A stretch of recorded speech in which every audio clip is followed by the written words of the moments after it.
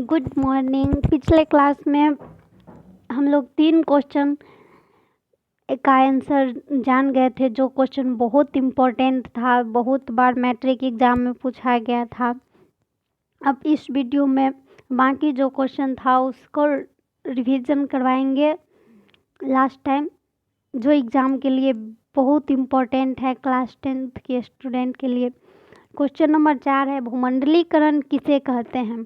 भूमंडलीकरण राजनीतिक, आर्थिक, सामाजिक, वैज्ञानिक और सांस्कृतिक जीवन के विश्वव्यापी समायोजन की प्रक्रिया है। मतलब पूरे विश्व के एक जगह इकट्ठा कर देने की प्रक्रिया है भूमंडलीकरण, जो भौतिक और मनोवैज्ञानिक स्तर पर एकीकृत करने का सफल प्रयास करता है।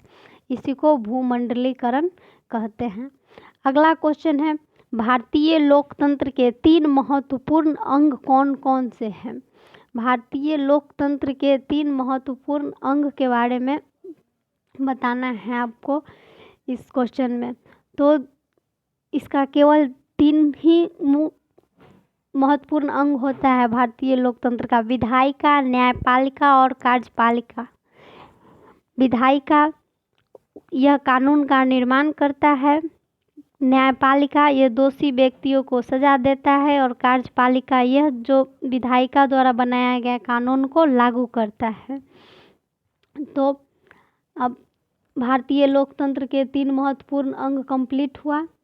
इसके बाद क्वेश्चन नंबर 6, धर्मनिरपेक्ष राज्य से आप क्या समझते हैं?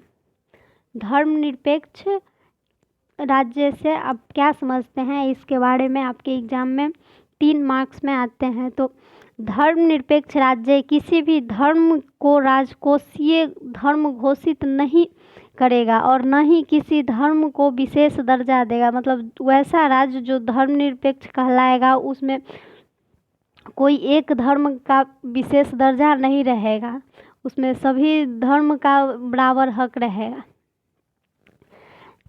ये उसका धर्मनिरपेक्ष राज्य का पहला पहचान है। दूसरा पहचान, धर्मनिरपेक्षता के अंतर्गत संविधान सभी नागरिकों को किसी भी धर्म का पालन करने एवं उसका प्रचार प्रसार करने का आज़ादी देता है।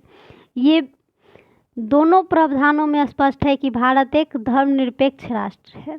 इसका आपको ऐसे लिखना पड़ेगा कि धर्मनिरपेक्ष राज्य से आप क्या समझते हैं। तो पहले तो आप बता दिए कि धर्मनिरपेक्ष राज्य वैसा राज्य को कहा जाएगा जिसमें कोई स्पेशल धर्म को घोषित नहीं किया, राजकीय धर्म नहीं घोषित किया गया हो। और दूसरा ये है कि धर्मनिरपेक्ष उस राज्य को कहेंगे जहाँ के नागरिक किसी भी धर्म को अपना बना सकता है। मतलब किसी भी धर्म को अपनाएगा, कोई भी धर्म को अपना के और उसका प्रचार प्रसार कर सकता है वहाँ का नागरिक। ये उसका दूसरा पहचान है धर्मनिरपेक्ष राज्य का। तो भारत में ऐसा है, कोई भी आदमी कोई भी धर्म को अपना सकता है, इसलिए भारत एक धर्मनिरपेक्ष राज्य है। अगला क्वेश्चन है, सामाजिक दल क्या है? इसका एक उपयुक्त परिभाषा दे। राजनीतिक दल के बारे में पूछ रहा है कि राजनीतिक दल क्या है, इसका एक उपयुक्त परिभाषा दे। ये प्रीवियस ईयर क्वेश्चन में पूछा गया है। तो राजनीतिक दल लोगों का एक संगठित समूह है। मतलब राजनीतिक दल क्या है, तो एक समूह को दल कहते हैं जो क्या करता है, देश के सामाजिक, राजनीतिक, आर्थिक समस्याओं के संबंध पे विचार विमर्श करता है। मतलब कोई भी राजनीतिक दल का मतलब समूह, तो वैसा व्यक्तियों का समूह जो हमारे समाज के राजनीतिक और आर्थिक समस्या, मतलब ये राजनीति करने से मतलब हमारा समाज कैसे चलेगा, सरकार कैसे चलेगा, इसके लिए, और आर्थिक मतलब पैसा से जुड़े सभी समस्याओं का हल करता है और निर्वाचन में भाग लेता है। निर्वाचन मतलब वोट में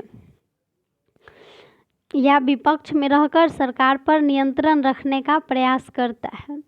इसका सही से परिभाषा ये होगा कि राजनीतिक दल नागरिकों का एक संगठित समुदाय है जिसका एक राजनीतिक इकाई के रूप में अपने विभिन्न कार्यों द्वारा शासन में साझेदारी होती है।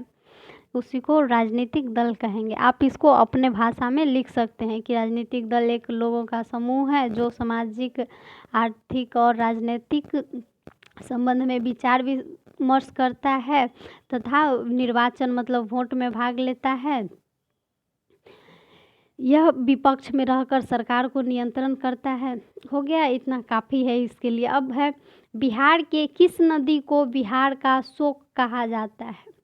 बिहार के किस नदी को बिहार का शोक कहा जाता है? ये बहुत बार पूछा गया है आपके एग्जाम में। तो आप जानते होंगे कि बिहार का शोक कौन है। बिहार का शोक कोसी नदी को कहा जाता है। बिहार का शोक कोसी नदी को क्यों कहा जाता है?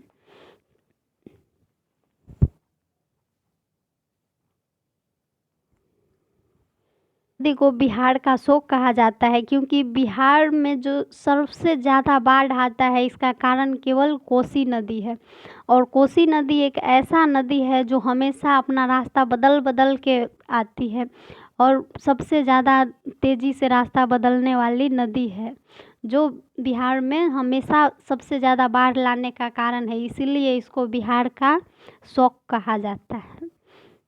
ये सभी लघु उत्तरीय प्रश्न है जो 3 नंबर में पूछे जाते हैं। आगे है, मृदा निर्माण के मुख्य घटक कौन से हैं एवं खादर और बांगर में अंतर स्पष्ट करें। ये बहुत इम्पोर्टेंट क्वेश्चन है, बहुत इम्पोर्टेंट। मतलब खादर और बांगर में अंतर तो बहुत बार पूछा गया।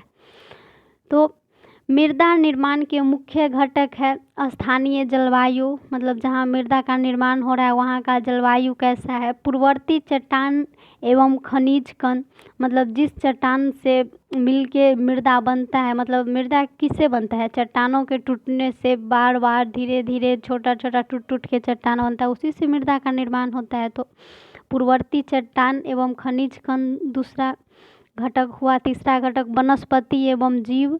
चौथा घटक भू आकृतियाँ एवं ऊंचाई। पांचवा घटक मृदा निर्माण में लगा समय। ये 5 मृदा निर्माण के प्रमुख घटक हुए। अब कह रहा है कि खादर और बांगर में अंतर स्पष्ट करें। तो खादर ऐसे लिखेंगे कि खादर और बांगर में प्रमुख अंतर निम्नलिखित है। पहला में खादर क्या होता है कि नवीन और उपजाऊ मिट्टी होता है जिसको खादर कहते हैं, और बांगर पुरानी जलोढ़ मिट्टी को बांगर कहते हैं। दूसरा अंतर, खादर मिट्टी में बाढ़ का प्रभाव होता है, बांगर मिट्टी में बाढ़ का प्रभाव नहीं होता है। तीसरा अंतर, उत्तरी बिहार एवं गंगा का मैदान खादर मिट्टी का उदाहरण है, जबकि महाराष्ट्र एवं पंजाब की भूमि बांगर का उदाहरण है। खादर क्या होता है कि जब बाढ़ आता है, नदियों द्वारा जो बह के आता है मिट्टी, वो खादर होता है। तो बिहार का जो उत्तरी बिहार है, गंगा का मैदान, ये सभी खादर मिट्टी का एग्जाम्पल है। तो हो गया खादर और बांगर में अंतर स्पष्ट। अब है, भारत में खनिज तेल के वितरण का वर्णन कीजिए। ये दीर्घ उत्तरीय प्रश्न है, 5 नंबर में पूछे जाने वाला प्रश्न है। क्वेश्चन नंबर 10, भारत में खनिज तेल के वितरण का वर्णन कीजिए। तो भारत में मुख्यतः 5 तेल उत्पादक क्षेत्र हैं। भारत